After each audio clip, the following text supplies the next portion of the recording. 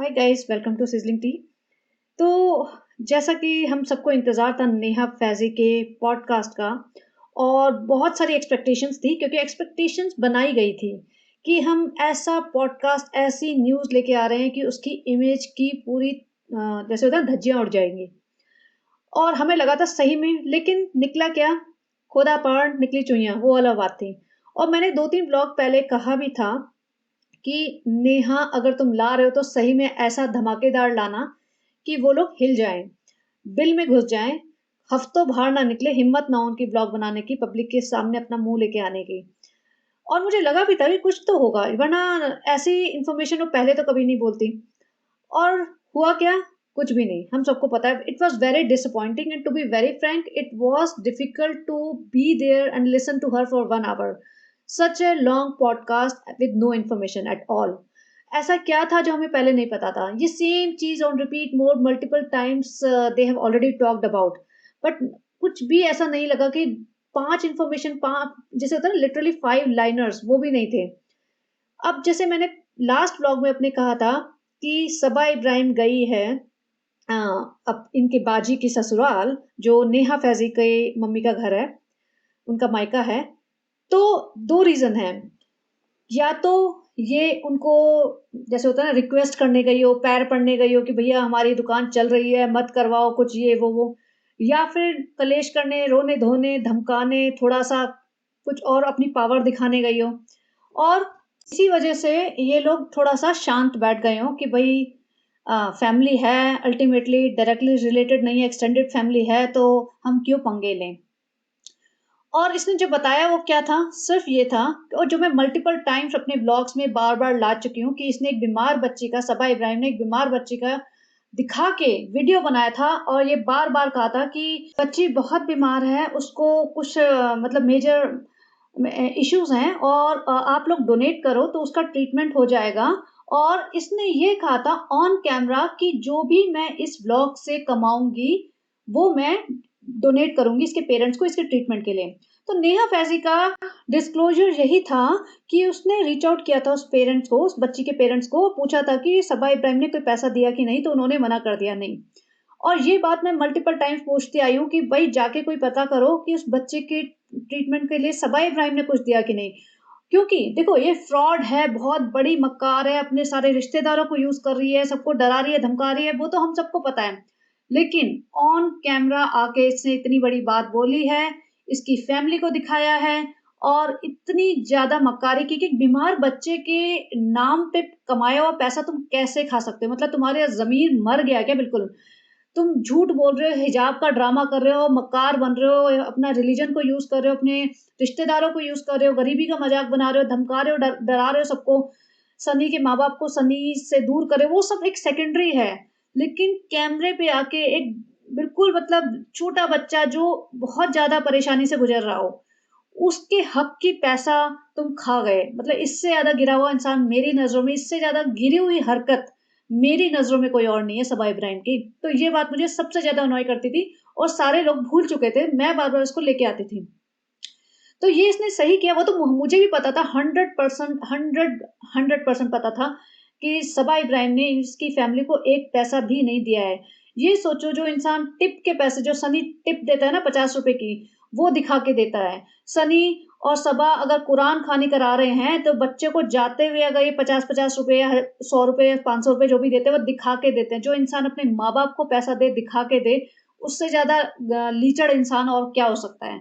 तो आप क्या सोचते हो कि वो ये हज़ारों या लाखों रुपए इसके पेरेंट्स को बिना दिखाए देती? अरे उसपे तो स्पेशल व्लॉग बनाती कि मैं तो इतनी महान हूँ, मैंने तो 1.5 लाख रुपए दिए और उसके बाद भी एक और व्लॉग बनाती जा के कि ये हमने दिया और कैसा हो रहा है इसके साथ।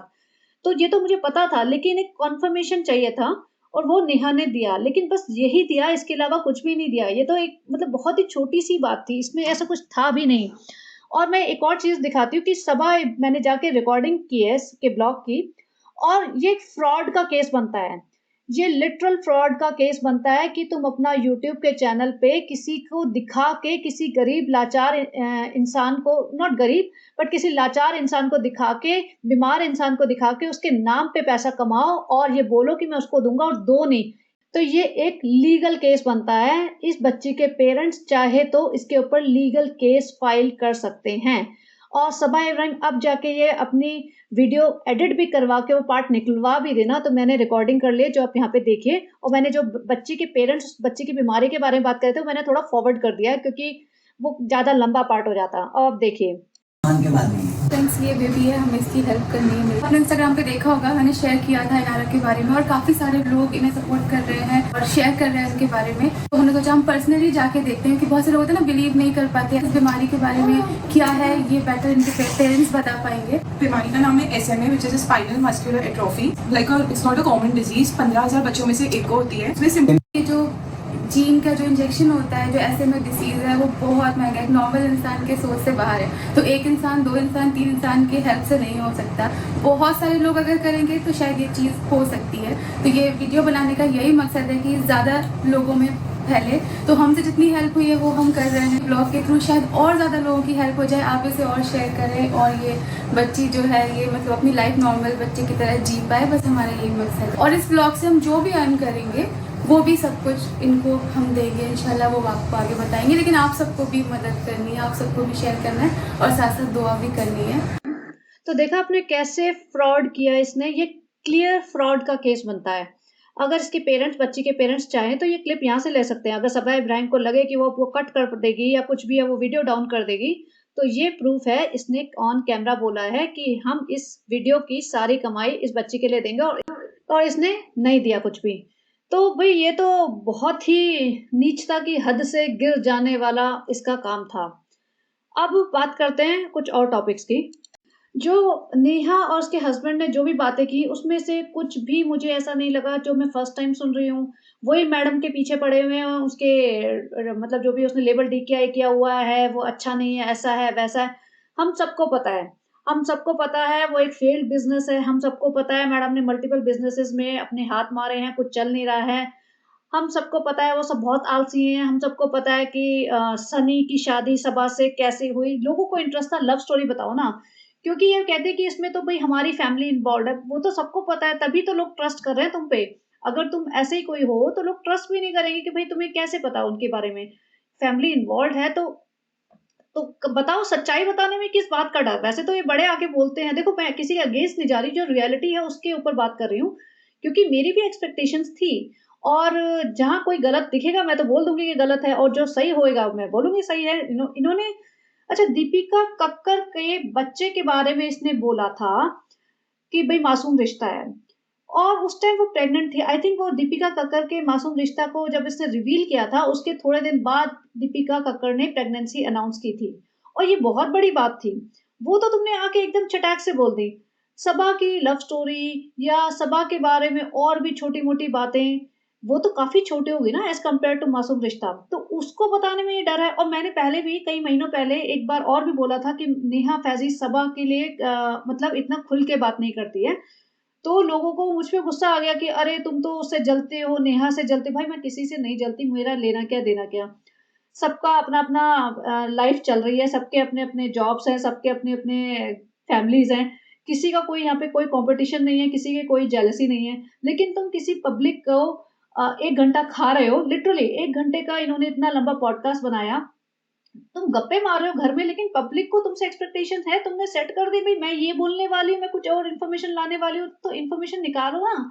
इतनी पब्लिक, 50,000 लोग बैठ के तुम्हें देख रहे हैं, किस लिए देख रहे हैं? यही तो, क्योंकि उन्हें जानना है कुछ ऐसी चीज जो वो ऑलरेडी नहीं जानते। लेकिन कुछ नहीं निकला।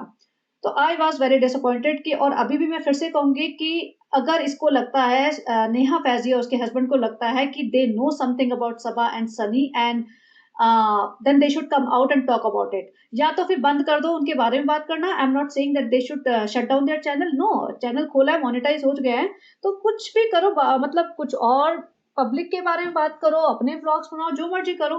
We are not running after them to disclose anything about Ibrahim family. No, we have expectations, but अगर वो नहीं बताना चाहते, उनकी चॉइस है। तो बार बार आके एक छोटी सी बात पे पूरा 1 घंटा मत खराब करो। तो चलिए, ये था मेरा ओपिनियन नेहा फैजी के इस पॉडकास्ट पे। और कहीं ना कहीं सच बताऊं तो मुझे लग रहा था कि ऐसी कोई न्यूज़ नहीं आने वाली है। और हम नेहा फैज़ी को पिछले 1 डेढ़ साल से जान रहे हैं, 1 साल तो हो गया, इतना तो पता चल ही जाता है कि ऐसी कोई न्यूज़ इनके पास अगर आ भी जाएगी तो ये बाहर नहीं निकालेंगे, स्पेशली सबा की। और दीपिका कक्कर के तो ये ऐसे पीछे पड़ी थी, ये पता नहीं क्या पर्सनल ग्रजेस हों, क्योंकि और अभी भी पड़ी हुई है। अभी तो मतलब देखा जाए तो दीपिका और शोएब काफ़ी मेलो डाउन हो चुके हैं। If you just compare Shoaib and Saba, तो शोएब में आज भी बहुत सारी ऐसी क्वालिटीज़ हैं, जो हम कंपेयर करें सनी और सबा से तो शोएब बेटर है।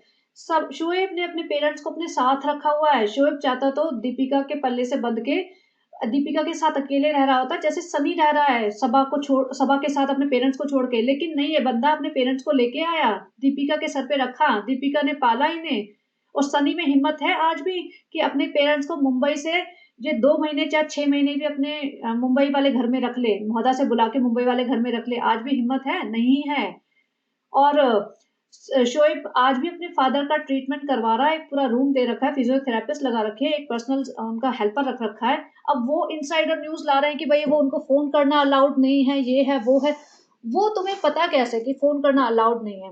अब हो सकता है अंकल जी तो मुझे वैसे भी ऐसे लगता है कि अपनी दुनिया में खोए रहते हैं, उन्हें तो अपनी बच्चों के लाइफ़ के बारे में व्लॉग के थ्रू पता चल रहा है। तो ये एक डिसफंक्शनल फैमिली है, जिसको ये दिखा रहे हैं कि हम बहुत ही ज़्यादा मिल-जुल के रहते हैं। जबकि ये एक ऐसी फैमिली है जो एक-दूसरे से बात करना या नज़र मिला के हँसना, स्माइल देना, वो तक पसंद नहीं कर पा रहे हो, एक-दूसरे को झेल भी नहीं पा रहे। अब ये इनका कंडीशन है, करंट कंडीशन इस फैमिली की।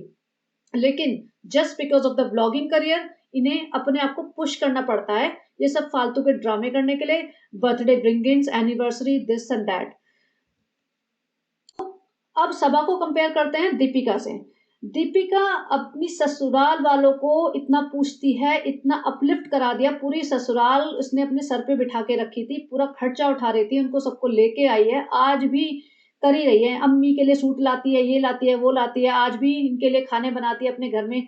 हाथ से बनाए या बाहर से ऑर्डर करे, अभी भी इनके घर में जो भी ओकेजन होता है, सारे बड़े फंक्शन शोएब और दीपिका के घर में ही होते हैं। सालू अपी ने अपने ससुराल वालों के लिए क्या किया है? सालू अपी ने अपनी सास को कभी, वो बेचारे ट्रेन से ट्रैवल करके आते हैं, तो कभी खाना भी अपने हाथ से बना के या बनवा के उनको अच्छे तरीके से खिलाया है। वो बेचारे आते हैं और सबसे पहले सनी उनको राशन लेने लेके जाता है कि भैया फ्रूट और दाल और चावल और चाय पत्ती लेने चलो मम्मी, उसके बाद बनाना तुम बैठ के रुखसाना बाजी के साथ। तो ये तो ट्रीटमेंट सालू अपी दे रही है। दीपिका कक्कड़ जो एक एक्ट्रेस थी, जिसको हम समझ सकते हैं कि उसका most of the time like from the very beginning at least 10-15 years उसने मतलब बिजी रही होगी करियर में। उसे खाना बनाना आता था, नहीं आता था, टाइम मिलता था, नहीं मिलता था, बट फिर भी वो इतना सब कुकिंग वुकिंग करती है और ठीक ठाक करती है। आई am not saying she is perfectionist, but still अच्छे से कर लेती है। जैसे रेसिपी देख के करे या जैसे मर्जी करे, थोड़ी बहुत हेल्प लेके करे, कर देती है, फिर फिनिश प्रोडक्ट बना देती है। सबा इब्राहिम से इमली की चटनी नहीं बन रही है, एक छोटी से छोटी बेसिक से बेसिक चीज नहीं बन रही है, उसको ड्रामा करना होता है, उसको दिखाना होता है मैं बड़ी महलों में रहने वाली हूँ। भैया महलों में रहने वाली नहीं हो, बिल्कुल झोपड़ों में रहने वाले हो, और एक कमरे के मकान में तुम आज तक 25-26 साल निकाले हैं तुमने, पिछले 4 साल से ही तुम्हारे पास पैसा आया है। और मौदा के नानी के घर में और बेटी खाला के घर में रहते थे तुम, जहाँ बेटी खाला ऊपर बैठ के नीचे के जमीन पे रख के गैस पे चूल्हे पे चाय बनाती थी, वहां रहते थे तुम। तो ये इतना उड़ती है ना कि हमें तो पता ही नहीं है कैसे करते हैं, वैसे करते हैं।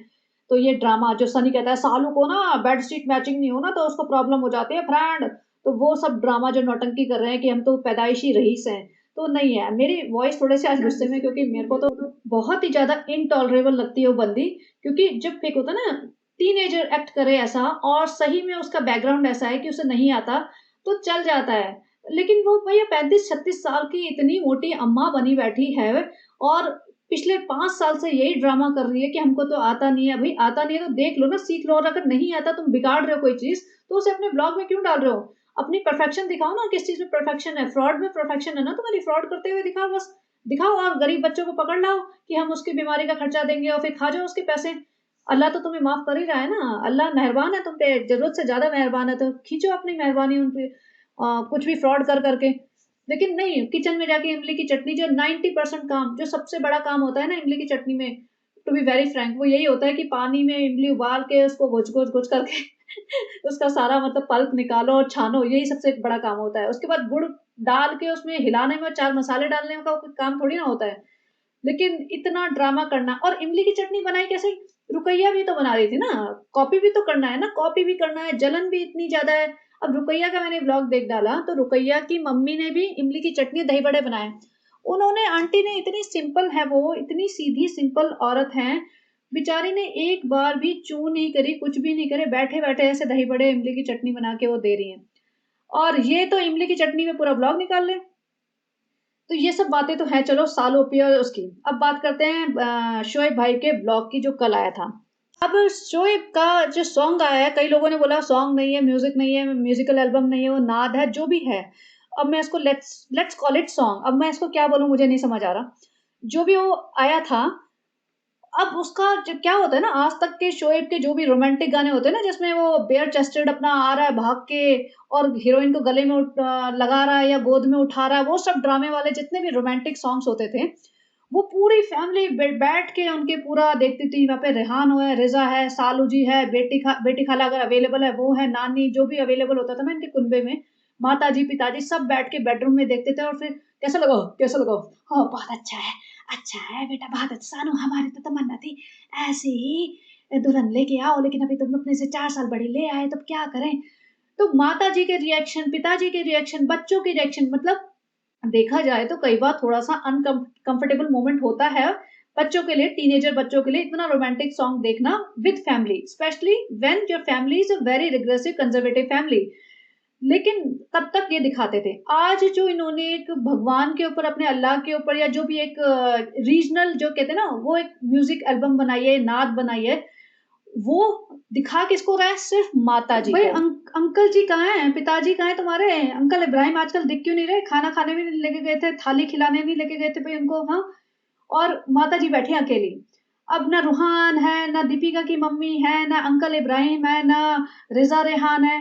तुम्हारी ऑडियंस ही नहीं है, तुम्हारे घर में ही ऑडियंस नहीं मिल रही, तुम्हें तो पब्लिक में ऑडियंस कहाँ से मिलेगी भई? घर की ऑडियंस को तो पकड़ो थोड़े वक़्त उनको, या इसने सोचा होगा सबको अलग-अलग दिखाऊँगा, सबके अलग-अलग के जो होता है ना रिएक्शंस कैप्चर करूँगा, एटलीस्ट 15 व्यू तो मिल जाएँगे मुझे अपने कुनबे के, मेरे को तो व्यूज़ ही नहीं मिल रहे। तो माताजी अपना बोले, माताजी क्या बोलेंगी भई? माताजी तो ये बोलेंगी ना, अच्छा है, बहुत अच्छा है।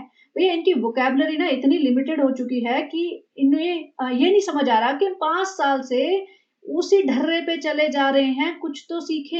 ये भई उसी पे अटके हुए हैं। जनाब की वर्ड चीज़ें, चीज़ें, चीज़ें, ये चीज़ें, वो चीज़ें, और सबा इब्राहिम का फ्रेंड्स दुआ, दुआ, फ्रेंड्स, फ्रेंड्स दुआ। और माता जी का अच्छा है, कलर भी अच्छा है। अरे बेटा हम तो तुम्हारी शर्ट का कलर कह रहे थे, हम तो भूल गए थे कि सूट की बात हो रही है, शर्ट की बात हो रही है, म्यूज़िक एल्बम की बात हो रही है, हम तो बस 2 लाइन आती है, अच्छा है, कलर भी अच्छा है, वो सब नौटंकी।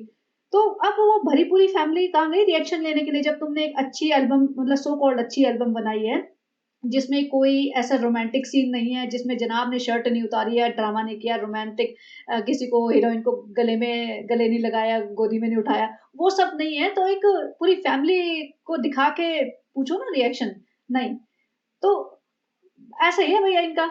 अब दीपिका कक्कड़ जो कि एक डोरमैट बनी हुई है, इस औरत में अकल नहीं आई है। आज ही मेरे को ना किसी ने इंस्टा पे खूब सारे मैसेजेस किए, उसमें कहा था कि भाई दीपिका का मायका नहीं है, इसलिए शायद दीपिका ऐसे डोरमैट बनी हुई है कि मम्मी भी इसी पे डिपेंडेंट है, इसके साथ ही रहती है, पापा को कुछ लेना देना है नहीं, अचानक से कभी आते हैं 2 मिनट के लिए, वो भी दीपिका की रिक्वेस्ट पे आते हैं, और बाकी भाई-बहन कोई है नहीं, कोई और किसी से लेना देना नहीं है, शायद इसलिए बनी हुई है। नहीं भाई, इसलिए नहीं कोई बनता, ट्रस्ट मी, इसलिए कोई नहीं बनता। जो लेडी इंडिपेंडेंट रह चुकी है इतने सालों से, हाँ, मायका ना होना या मायके का सपोर्ट ना होना, वो उन लेडीज के लिए है जो मतलब छोटे शहरों में रह रही हैं, उन पे फैमिली प्रेशर है कि भाई अब तुम निकल के जाके करोगे भी क्या, वो पढ़ी लिखी नहीं है, जॉब्स नहीं कर पाती या करने के लायक नहीं है, वो एक अलग सिचुएशन होती है। दीपिका कक्कड़ जो इंडिपेंडेंट रह चुकी है, वो खुद ही कहते हैं 12th के बाद से तो मैं यही सब छोटे-छोटे काम करती थी, मेहंदी लगाती थी, ये सब करती थी, और I have been quite an independent girl. तो जो 15 साल टीवी इंडस्ट्री में अपने आप को सस्टेन कर पाई, लीड रोल्स कर पाई, वो आज ये कह दे कि जस्ट बिकॉज मेरा कोई मायका नहीं है, कोई मुझे सपोर्ट करने वाला नहीं है, तो मैं एक डोरमेट बन के रहूंगी, ये रीजन गलत है, क्योंकि she doesn't need support from outside. She can support herself, she knows she is strong person. लेकिन इसको डोरमैट बनना है, इसको ये दिखाना है कि this is her second marriage and it is a successful marriage. जबकि किसी को दुनिया में कोई घंटा फ़र्क नहीं पड़ता, किसी की सेकंड मैरिज सक्सेसफुल है, थर्ड मैरिज सक्सेसफुल है, फर्स्ट मैरिज सक्सेसफुल है। ये अपने आप से ही फाइट करती है, ये अपने और जबकि जो उसके प्रीवियस मैरिज वाली ससुराल होगी ना, उनको भी कोई फ़र्क नहीं पड़ता because it's been many years. मुझे लगता है 15 साल हो गए होंगे। भई 15 साल की ग्रजेस कौन होल्ड करके बैठा हुआ है? वो अपनी लाइफ़ में मूव ऑन कर चुके हो। जो इनकी पहली शादी थी, वो 2-3 साल चली होगी मुश्किल से। अब 2-3 साल शादी चली है, 15 साल का गैप आ गया है। तुम्हें क्या लगता है या दीपिका कक्कड़ तुम्हें क्या लगता है कि वो सारे टाइम बैठ के तुम्हें स्टॉक करते हैं कि तुम कितनी खुश हो, नहीं हो, क्या हो? और अगर अगर तुम्हें ऐसा लगता है कि वो तुम्हें स्टॉक करते हैं ना, तो पिटी ऑन यू। वो सोचते होंगे कितनी बेवकूफ़ औरत है जो इस तरह की घटिया ज़िंदगी जी रही है और उन्हें लगता होगा कि अच्छा हुआ तुम्हारे साथ ऐसा हुआ तो फिर। क्योंकि जो ज़िंदगी तुम जी रहे हो ना और जो दिखा रहे हो, भैया जो तुम्हारी लाइफ़ का सुकून है ना, वो सबको पता है कितना सुकून में ज़िंदगी जी रहे हो तुम। तुम्हें कोई वैल्यू नहीं देता, तुम्हारे लिए कोई रिस्पेक्ट नहीं है फैमिली में। शोएब इब्राहिम साफ कहता है कि मैंने दीपिका कक्कड़ से इसलिए शादी की थी क्योंकि मेरी फैमिली को वो बहुत पसंद थी। मेरी माँ का ख़्याल रखती थी, मेरी बहन का ख़्याल रखती थी। भाई उसने एक बार भी नहीं बोला कि मुझे सच में सच्ची मोहब्बत थी। तो ये सारी तो रियलिटी है और दीपिका कक्कड़ यहाँ बैठ के अम्मी जी के मेहंदी लगा रही हैं। देखो ये जो होता है ना स्टेटस वाली बात, माताजी बैठी हुई है सोफे पे। माताजी आराम से ज़मीन पे बैठ सकती हैं, लेकिन नहीं माताजी बैठी हैं सोफे पे और दीपिका कक्कड़ ज़मीन पे चरणों में बैठी हुई है कि माताजी के मेहंदी लगा दूँगी। भई माताजी को भी ज़मीन पे बिठाओ और लगाओ, सेम लेवल पे लेके आओ मेहंदी लगाने नहीं। दी दीपिका को अभी भी ये दिखाना है कि मैं अपनी सास का कितना ध्यान रखती हूँ, मेरी सास को मुझसे कितना प्यार है।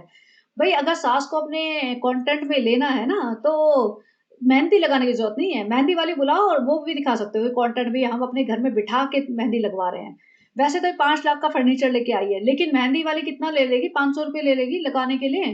तो बुला लो उसको, लेकिन नहीं पता नहीं क्यों इसको बनना है डोरमैट, बनना है सारे काम मैं इनके लिए हाथ से करूँ। कल को अम्मी के बैठ के पाँव भी दबा लेना, उनके पेडिक्योर भी कर देना, वो सबा इब्राहिम का टब मँगवा के कि मैं पेडिक्योर कर दूँ अम्मी जी के, वो भी कर देना।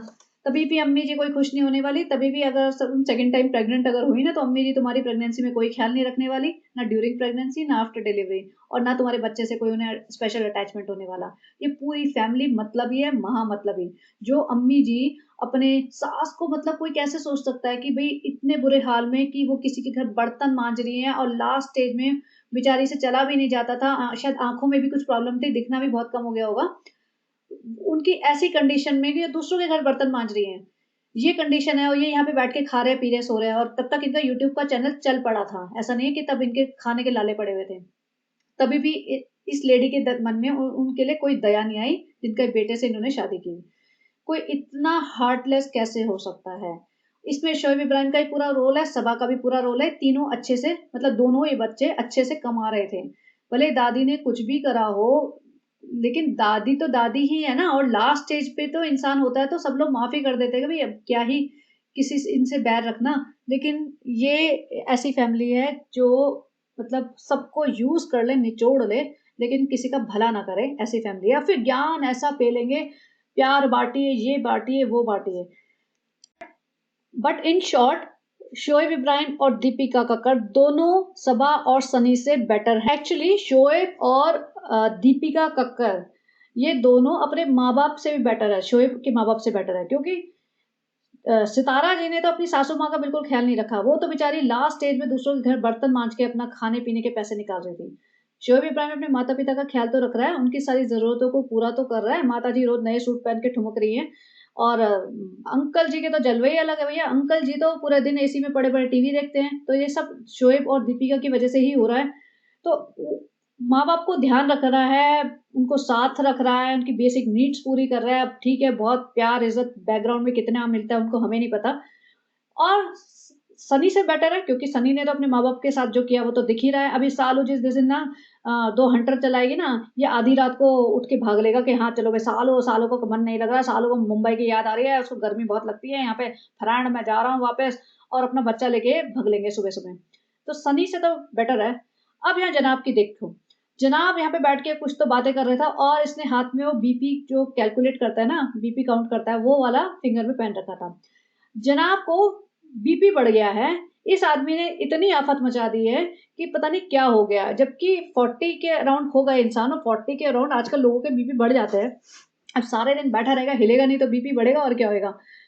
और बीवी को सो कॉल्ड कैंसर है, वो उसकी चिंता नहीं है उसे, बस अपनी बीपी बढ़ गया, मेरा बीपी बढ़ गया है, तो वो बंदे ने इतना ड्रामा मचा रखा है। अब इनका है ईद। तो ईद पे रूहान को तो इन्होंने कैप्चर करना ही होता है। रूहान के लिए कुर्ता आ रहा है, दीपिका कक्कड़ जी ने अपना लेबल डीकेआई का सूट पहना है, और इसके हाथ में एक टिपिकल, एक हाथ में जो बालों में लगाते हैं वो स्टंची, वो होता है हमेशा एक टिपिकल। तो चलो ठीक है अभी। अब यहाँ पे रूहान को शूट करना होता है। यहाँ पिताजी देखे कई दिन बाद, पिताजी अंकल जी वहाँ वॉक कर रहे हैं, अंकल जी को कोई इंटरेस्ट नहीं होता, बच्चा आ रहा है बीच में, बात करनी है नहीं करनी, कोई प्यार मोहब्बत, कोई भी अटैचमेंट नहीं दिखता मुझे अंकल से, जबकि वो बच्चा पूरे टाइम वहीं रहता है। जब पूरे टाइम वहाँ रहता है ना, और भी ज्यादा अटैचमेंट हो जाता है। कोई अचानक से 6 महीने बाद आए तो हो सकता है ना आए इतना अटैचमेंट, लेकिन अंकल को कोई लेना देना नहीं। आजकल अंकल दिख भी नहीं रहे ब्लॉग में। हो सकता है लोगों ने क्वेश्चन किया होगा तो एक अंकल को वॉक करते हुए दिखा दिया, हो सकता है अंकल की तबीयत खराब हो, ज्यादा नहीं बताना चाह रहे हो, और ये इन्होंने दिखा दिया, क्योंकि अंकल का रिएक्शन भी नहीं आता। अंकल को जो खाना खिलाने लेके गए थे, वहां पे अंकल को लेके नहीं गए थे, जबकि सबा इब्राहिम लेके गई थी। सबा को चिंता भी नहीं थी अंकल को, मतलब कुछ हो जाए, बीमार है, मतलब चलने फिरने में दिक्कत हो, लेकिन वो लेके गई थी।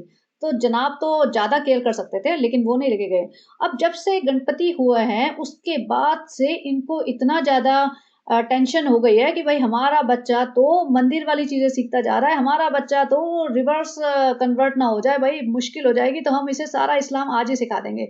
पिछले 2 व्लॉग से ऐसा हो रहा है कि अम्मी के साथ बैठ के तो ये नमाज पढ़ रहा है, इसको टोपी बनाई गई है, ये माला भी कर रहा है, सब कुछ। और नानी माँ तो भैया, नानी माँ तो सोच रही है ये क्या हो गया, मैं तो जो सिखा रही हूँ, मैं तो मंदिरों की घंटियाँ सिखा रही हूँ, ये तो अजान पढ़ रहा है। अलग से बिठा के वही पढ़वाया जा रहा है। मैं सोची थी उल्टी किताब क्यों खोल रही हूँ, मुझे समझ आया कि उर्दू में उल्टा होता है। तो यहाँ पे दीपिका पहले तो सीधी किताब खोल रही होगी, भूल गई होगी, अरे मैं भूल गई थी कि मैं क्रिश्चियन नहीं रही, अब मेरा मतलब हिंदू भी नहीं रही, मेरा मतलब अब मैं इस्लामिक हो गई हूँ, तो उल्टी किताब पढ़नी है। तो भाई दीपिका कक्कड़ तुम्हें पढ़ना आता है? दीपिका कक्कड़ को थोड़ा उर्दू पढ़ना तो सिखा दो भाई, थोड़ा बहुत तो। उसको भी मुस्लिम बने हुए कई साल हो गए हैं, थोड़ा बहुत वो पढ़ के दिखाए ना जरा, कुरान और नमाज। दीपिका कक्कड़ को तो ये भी नहीं पता होता कि किताब कैसे खुलती है। अब यहाँ पे इन्होंने कुरान खानी करानी थी, तो कुरान खानी कराई, चलो ठीक है। इसमें देखो इनका ना लेवल एक डिफरेंट दिखता है। जो सालू जी कुरान खानी कराती है ना, उसमें तो ऐसा दिखता है कि भैया गवारपन की एक अलग ही लेवल दिख रहा है। टब बिरयानी में, मतलब वो गंदे पेडिक्योर वाले टब में बिरयानी भर के उन बच्चों को खिलाई गई थी। उसके बाद दीपिका कक्कर के घर कुरान खानी हुई, वो थोड़ा बेटर था, तो उसके बाद उसको कॉपी करके थोड़ा बेटर कर लिया। ये वाली कुरान खानी मुझे इससे ही बेटर लग रही है। और अब देखना सालू ओपी जी कुरान खानी करेगी, वो दीपिका से ये वाला स्टार्टअप कॉपी करेगी। रिज़ा यहाँ बैठी हुई है, माता जी यहाँ बैठी हुई हैं, दीपिका की मम्मी बैठी हुई हैं, दीपिका भी बैठी हुई है, बट दीपिका कर क्या रही है कॉर्नर में बैठ के? ये भी नमाज़ पढ़ रही है, क्या कर रही है? मतलब ये ऐसे हाथ करके आगे बोलना होता है जो, वो उसको बोलना आता है, या वो बस ऐसे ही ओनली फॉर द कैमरा बैठी हुई है? अब मैंने एक चीज़ नोटिस की कि जैसे इन्होंने खाना-वाना जो भी खिलाया था, एक तरीके से खिलाया चलो, और खाने में ऐसा नहीं कि जस्ट बिरयानी रख दी, बिरयानी, और जैसे सालू जी के होता है ना, "ए भैया खुशामदीद से बिरयानी आ गई, बिरयानी और पानी, चलो भई निकलो", या कभी-कभी हलवा जो बेटी खाला बना देती है। इन्होंने ब्रेड पकौड़े और कुछ मेरे को लगता है रसमलाई वगैरह थी, और 2-4 चीज़ें थी, बनानाज़ वगैरह, वो सब दिए।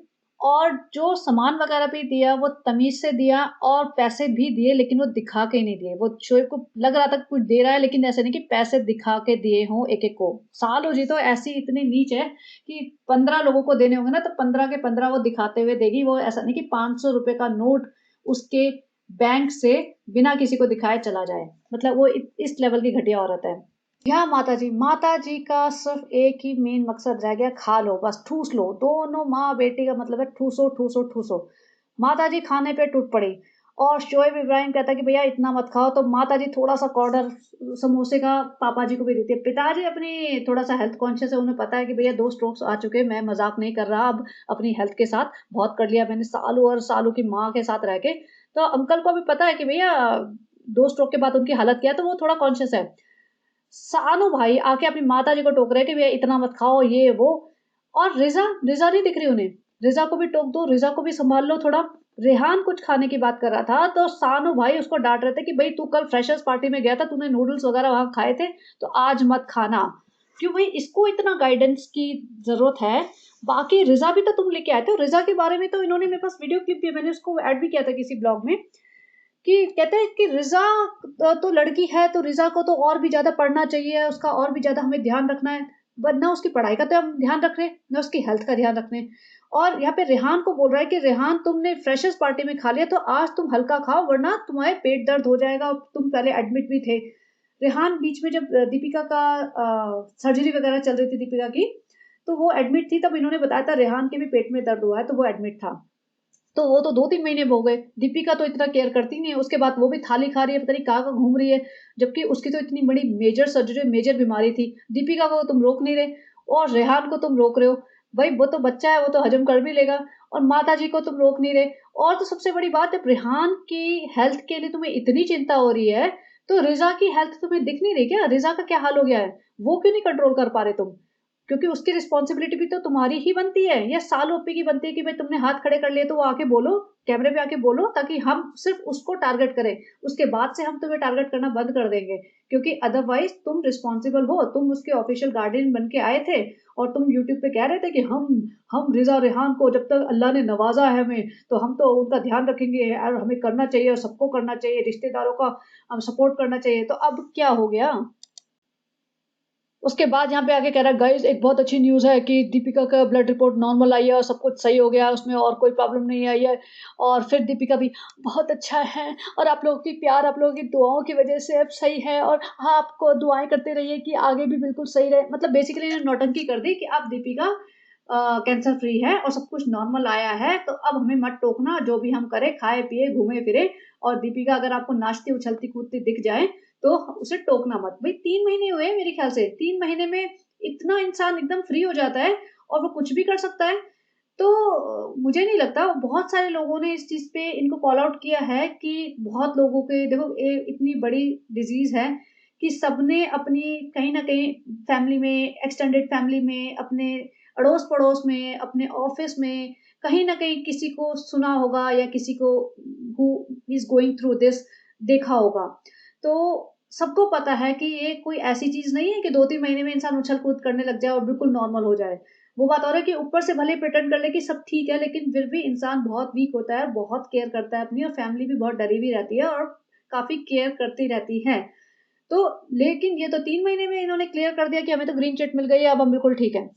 दीपिका ने वहाँ पे 2 आँसू टपका दिए अपने ससुराल सिमर का गेम खेलते हुए कि देखो आँसू निकालना मेरे लिए कोई बड़ी बात नहीं है। भले ही उस सीरियल को छोड़े हुए 10 साल हो गए लेकिन अभी भी अंदर से सिमर ही हूँ मैं। मैं सिमर का रोल ही प्ले कर रही हूँ, एक आदर्श बहू जिसको कितनी भी गालियाँ पड़े, कितने भी नेग्लिजेंस हो उसकी लाइफ़ में लेकिन वो अपना कैरेक्टर नहीं भूलती। तो आँसू निकालना मेरे लिए कोई बड़ी बात नहीं है गाइज़। तो ये यहाँ पे रेहान को कुछ खाना था, लेकिन उसके लिए शोएब उसे बार-बार मना कर रहा था, "भई पीछे ही बैठी है रिज़ा, उस पे भी ज़रा नज़र मार लो एक बार।" लेकिन उसके बारे में कोई बात नहीं करता, कुछ भी होता रहे भई, कुछ भी उसके साथ कोई हमदर्दी नहीं है। माताजी पता नहीं क्या खाने में लगी हुई है और शोएब ने कुछ मीठा-वीठा लेके आया था, तो अब माताजी को मुझे अच्छे से याद है, शोएब वगैरह ने किसी ने पहले बोला था, कुछ ब्लॉग्स पहले, कुछ मतलब महीनों पहले कि माताजी को डायबिटीज़ है इसीलिए वो सब कंट्रोल करते हैं कि माताजी क्या खाए और रेहान की ड्यूटी है क्योंकि रेहान नीचे रहता है अम्मी जी के साथ कि रेहान तब बोलता भी था वॉक करने जाओ, मीठा मत खाओ, अरे आवा क्यों खा रहे हो? अरे आवा। अब ये एकदम साइलेंट होके बैठे हैं, एक बार भी नहीं बोला। पिछली बार आई थिंक सबा के ब्लॉग में कुछ मिठाई-विठाई की बात आई थी, तो वो बोलता है कि नहीं-नहीं मम्मी को एक्चुअली हमारी अम्मी को शुगर नहीं है लेकिन फिर भी हम कंट्रोल करते हैं। तो इन्होंने झूठ बोला है। मुझे अच्छे से याद है अम्मी जी को डायबिटीज़ है और इसीलिए ये ज़्यादा ध्यान रखते हैं। लेकिन माताजी को तो परवाह ही नहीं है भैया डायबिटीज़ हो या कुछ भी हो, ये दुनिया गई तेल लेने, अपन तो खाएँगे, पिएँगे, सोएँगे, नए सूट पहनेंगे। और शोएब इब्राहिम कुछ खाने का केक-वेक लेके आया था। खुद क्लैरिफ़िकेशन दे रहा है, देखो मैंने बहुत दिन से खाया नहीं, बहुत दिन से डाइट पे हूँ, सूख गया हूँ बिल्कुल, इसीलिए मैं खा रहा हूँ। अम्मी जी, हमको भी खिला दो थोड़ा-सा, हमको भी खिला दो, अरे 1 चम्मच तो खिला दो, 1 चम्मच से क्या होगा, पूरा 2-4 चम्मच भर-भर के खिलाओ। और माताजी भई बेशर्मों की तरह ऐसे माँगती रहती है खाना और शोएब ने भी खिला दिया कि लो भैया खा लो, व्लॉग में क्या करूँ, इतना-इतना बोल रहे हो। और देखो उसी चम्मच से शुरू हो गया दीपिका को खिलाना। भाई इन्फेक्शन नहीं फैलेगा क्या? उसकी बीमारी भूल जाते हैं क्या ये लोग? चम्मच तो नया नहीं आया था, इसी चम्मच से खिला रहे हो। और सबा इब्राहिम तो बोलेगी नहीं फ्रेंड्स, सेम चम्मच से खाने से, झूठा खाने से प्यार बढ़ता है, इसीलिए हमारी फैमिली में इतनी मोहब्बत है फ्रेंड्स, मोहब्बत होनी चाहिए, इसीलिए हम एक ही झूठा केक 15 लोगों को खिलाते हैं फ्रेंड्स, तो झूठा खाने से मोहब्बत बढ़ेगी हमारी फैमिली की। और ये अगले दिन जो इनका ईद वाला फेस्टिवल था, तो सब लोगों ने नए नए कपड़े पहन लिए। रिजा को इसका दीपिका कक्कड़ ने सूट दिलाया था, वो बनवा भी दिया। देखो सूट ओवरऑल सही है, जो एटलीस्ट वो घटिया सी फ्रॉक पहन के घूमती है ना, उससे तो बेटर है। और अब देखो सब शांति से छाई हुई है यहाँ पे ना, ऐसा कोई नहीं दिख रहा कि भाई बहुत जबरदस्ती से मतलब काम कराया जा रहा है, या सबके लाइफ में थोड़ा सुकून होगा। यहाँ पे इन्होंने पूरा पतीला ही रख दिया डाइनिंग टेबल पे, चलो भाई खाओ, चलो ठीक है जो भी कर रहे हैं, लेकिन ओवरऑल एक शांति सी, एक थोड़ा सा रहता है ना रिलीफ सा है इनकी लाइफ में। कोई ओवर द टॉप जबरदस्ती नहीं चल रही। रिजा की लाइफ तो बहुत ही कंफर्टेबल जा रही होगी, भाई अम्मी के लिए खाना बनाना पड़ता होगा, लेकिन फिर भी रात को तो टाइम पे सोती होगी, सुबह तो टाइम पे जब भी इसको उठना होता है उठना उठती होगी। अभी रात का तो इसका प्रेशर नहीं होगा ना, रात को व्लॉग बनाना है जी, हलवा बनाने बैठो, रात को केक बेक करो, सालू अप्पी के लिए व्लॉग बनेगा, रात को बच्चा संभालना है, तो एक नॉर्मल लाइफ जी रही होगी। लेकिन ये कितने दिन नॉर्मल लाइफ जिएगी, ये तो भैया भालू पे डिसाइड करेगी। अभी आ जाएगी 4 दिन में, मुझे लगता नहीं है 4-5 दिन से ज़्यादा रहने वाली है। वैसे तो ये कह रही थी फंक्शन करेंगे, तो मुझे लगता है फंक्शन तो करेगी और करना भी चाहिए, और लेकिन कुछ भरोसा नहीं, कहाँ उसका मूड सटका वापस आ जाएगी। वे इनकी ज़िंदगी में 4 दिन की चाँदनी है बस, उसके बाद फिर वही रात भर जगो, ब्लॉग बनाओ, फालतू का कंटेंट प्रोवाइड करो। और ये जो थोड़ा-सा क्लिप मैं उसकी लगा रही हूँ रुकैया के ब्लॉग की, तो ये दिखा रही थी कि उसकी मम्मी ने आराम से बैठ के दही बड़े बनाए और इमली की चटनी बनाई, बिना कुछ शोशेबाजी करे, बिना कुछ ड्रामा, बिगड़ गई चटनी मेरी, इमली की गलती थी, और रोना-धोना फालतू का ड्रामा करे बिना। जो रुकैया की माँ है ना, वो इतनी मतलब फिट है, हेल्दी है, और इतनी काम, जैसे कामचोर का ऑपोज़िट जो भी होता है, काम करने वाली हैं।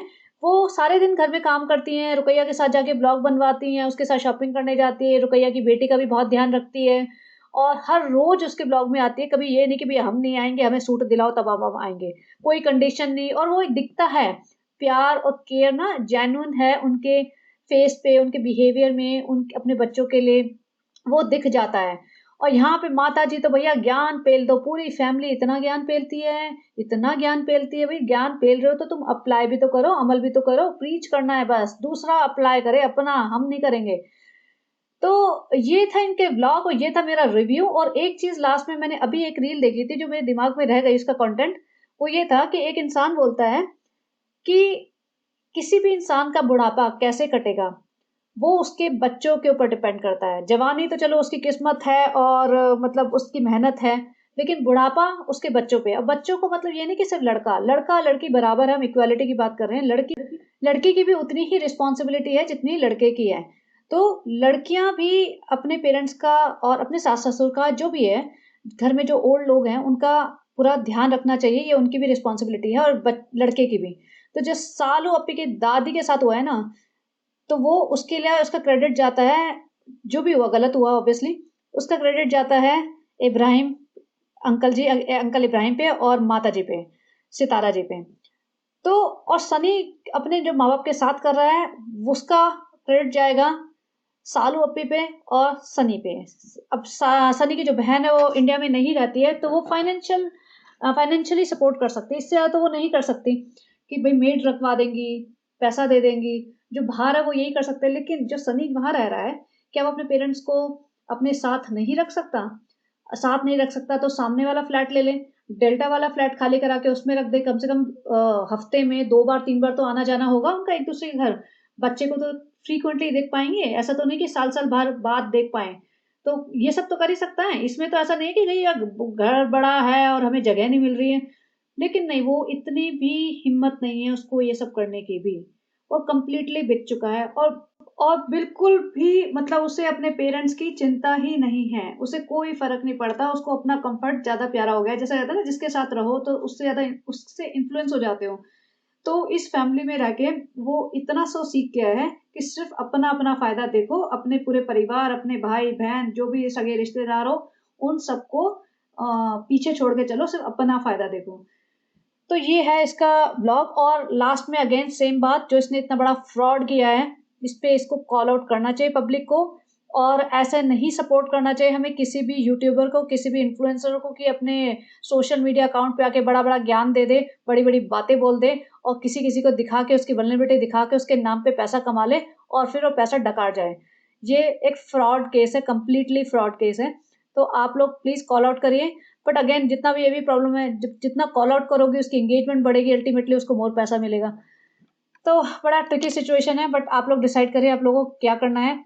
अल्टीमेटली तो यही है, ऐसे लोगों के ना यूट्यूब चैनल बैन हो जाने चाहिए, शट डाउन हो जाने चाहिए, कैंसल हो जाने चाहिए पूरी फैमिली। तो चलिए जी, बने रहिए and have a great day. Bye bye.